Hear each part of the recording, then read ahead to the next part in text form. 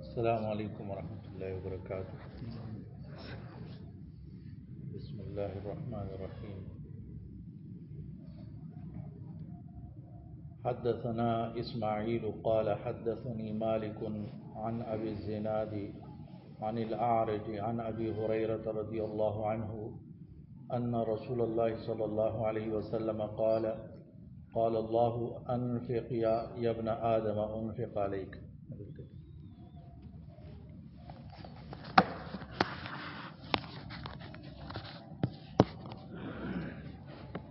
دا احادیث قدسیه دا غینه یو حدیث ما ذکر کو او دا داسې یو حدیث دی چې د ایمانیاتو سره تعلق ساتي، یعنی عقیده په دې باندې لرل پکار دي. دنیا کې چې انسان رستو پاتې کیږي د خیر نه او د اوچتو کارونو نه، دا ډېر اسباب دي، خو یو دوه پکې، یو ته بزدلی وي او بل ته بخل او شومتوب وي. بزدل انسان بس کارو کی او شوم سړی بس د خیر کارو کی. نو دیو جنا تاسو وګورئ چې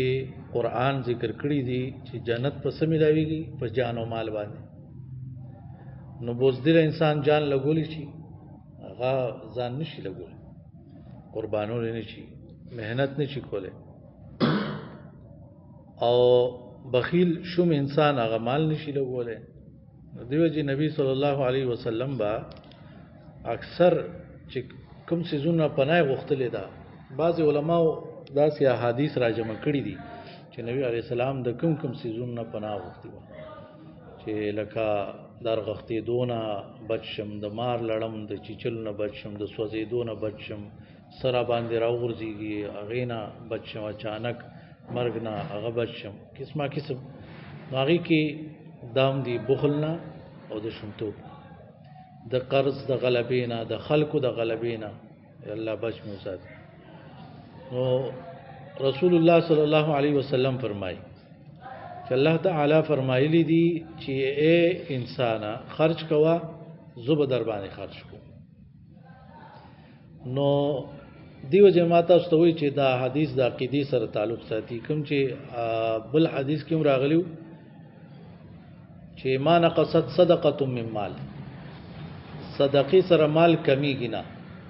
اوس ظاهره کې ته په خپل سترګو ګوري چې را 1000 روپۍ وي 200 ما غې نه ورکړلې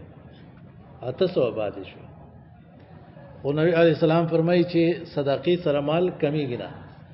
نو دا یقین ساتل پکار دي چې په هغې 1000 روپو دوره کار نه کېده څومره چې په دې 800 باندې الله وکړي،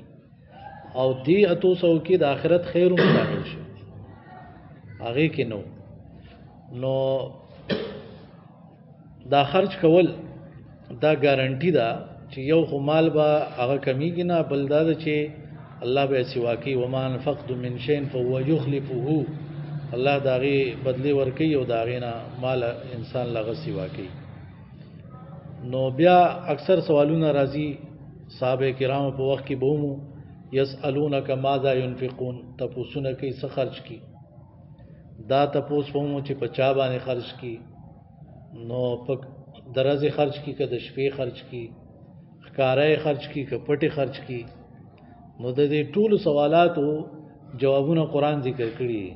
چې د ورځې هم خرج کولی شي، د شپې هم خرج کولی شي، پټې هم ورکولی شي،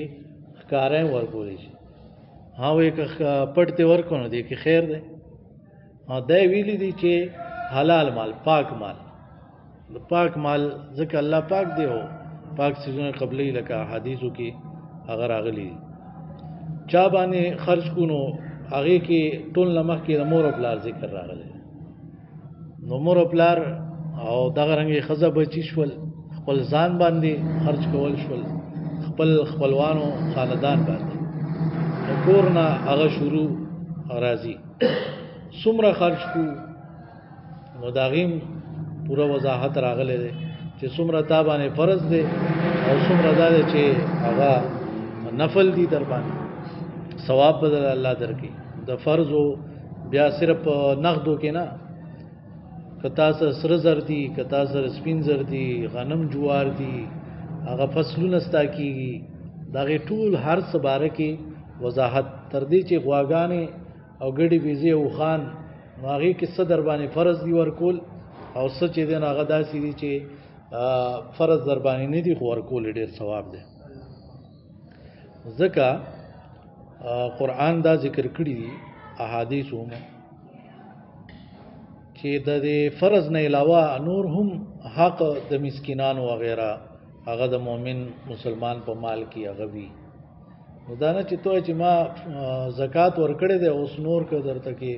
کس مړ کېږي که هر څه کېږي توای چې نه بس نور نو موقع مناسبتي هغې ته کتلی کېږي. نو خرچ کول دې سره بخل لرې کېږي، او بخل چې زړه لرې شو نو ډېر زیات ګندګیانې هغه لرې کېږي. دا خلکو نن سبا خفګانونه او دا سوزونه ولې دي؟ بیخي بالکل 1 روپۍ هغه نه خرچه کوي په چا باندې، بلکې ډېر ځله خلک وعدې وکړي، هغه وعدې د سره نه پوره کوي د مال متعلق، او کله کله یو شی هغه خرچه کوي، مال خرچه کوي، خو لیکن زړه یې نه. لکه سوره توبه کې تاسو به داسې مثالونه ډېر زیات وګورئ چې منافقان هم کله کله مال خرچه کو، خو هغه د خلکو نه مجبوره. مثال تاسو بعضې جماعتونو کې کتلي چې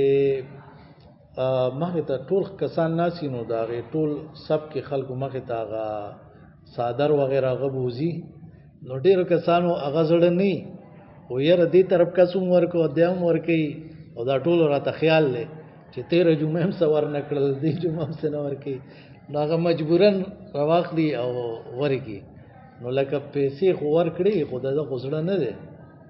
نو الله پاک به یې څه قبول کړي. نو دا په سوره توبه کې ذکر راغلی دی چې کله منافقان هغه خرچه کوي، خو لیکن ولا ينفقون الا وهم کارهون، خرچ کوي خو زړه یې چې دی که نه هغه ډېر خفه او ډېر بد ګڼي چې دا مال رانه ولې هغه لاړ. نو مال خرچه کول دې سره زړه مضبوط پکار دی. سوره بقره کې زوم مالدار خلکو لا دا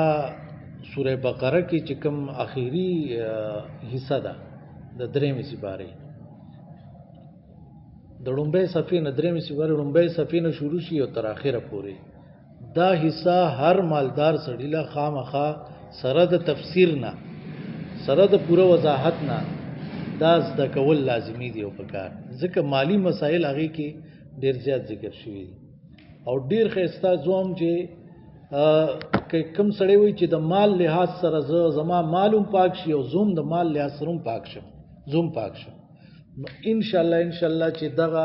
حصه یې ولوستله او په دې ځان ښه صحیح پوه کړو، نو ډېر ښایسته زندګي به یې شي مالي حوالې سره، ډېر ښایسته ژوند به الله ورکړي مال حوالې سره. بل دا حدیث دی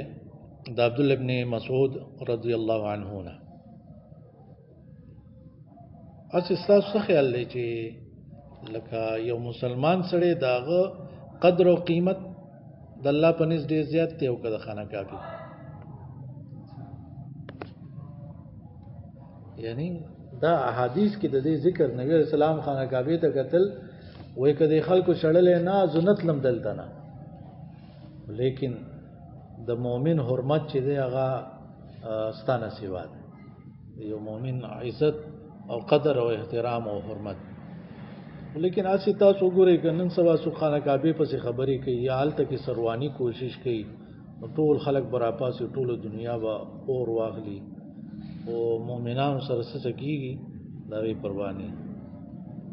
نبی صلی الله علیه وسلم په اوښه باندې سور عرفات میدان دی،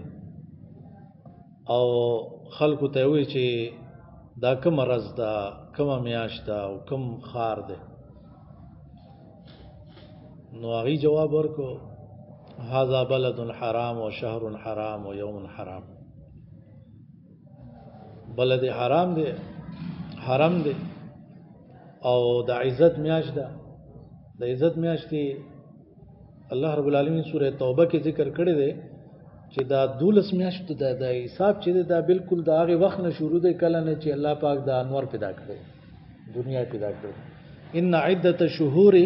عند الله 12 شهرا في كتاب الله منها 4 حرم چې دا د الله په علم کې مخکې نه دا 12 میاشتې دي سلور پکې حرمت والے دي نو هغه سلور حرمت ولا 3 پر لپسې دي یعنی ذی قعده ذی الحجه او محرم دا پر لپسې او یو روستو دا رجب میاش دا سلور د حرمت میاش دي اوس په دی وخت کې هم د دې مسائل دي د دې میاشتې د حرمت خو لیکن اکثر خلکو د پته نشته هغه فضیلت هم پته نشته مسائل هم پته نشته دي دې میاشتو کې ګناه کول د عام ورځو عام میاشتو د ګناونو نه زیات ګناه لري ځکه دې کې الله په خاص طور باندې ویلي چې ظلم مکوئ په خپل ځانونو دې کې او ظلم دا ټول ګناونه دا ظلم دي ځکه څه ظلم وړو کې څه غټي نو دا هم ظلم دی دا ګناونه او بیا شرک پاږي کې غټ ظلم دی نو بیا نبی صلی الله علیه وسلم هغه فرمایل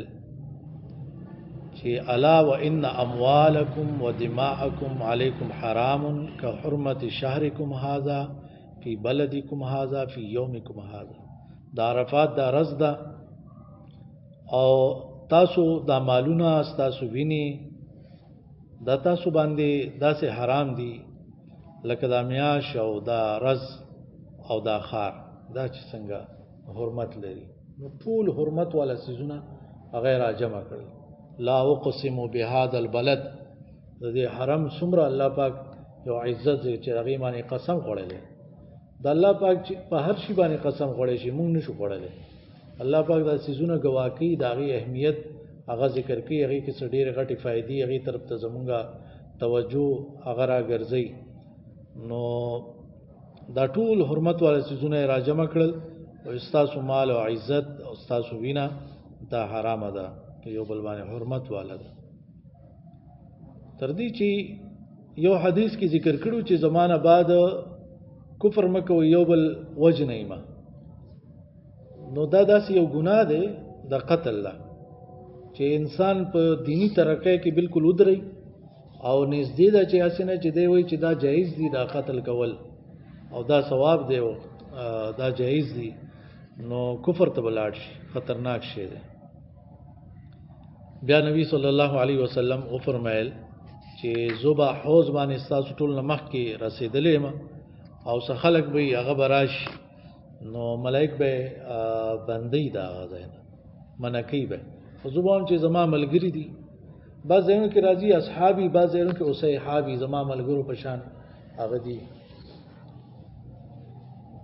نو ملائک ورته وی چې انک لا تدری ما احدث بعدک تا ته پته نشته د خلکو ستانه بعد سکړي دي نو دا دوه قسمه حدیث راغلي دا ذهن کې کېږي ستانه بعد سکړي دي نو یو هغه خلک دي چې هغه مرتد شو چې مرتدین دي لکه د دین نه مرتد شو او بل هغه قسم خلک په دې کې مراد دي چې هغه بدعات په دین کې جوړ کړي نو دا خلک دا د حوض کوثر نه بدعتيان دا به محروم کیږي او بیا نبی علی السلام چې ما خپه کوي ما تاسو په ګناونو باندې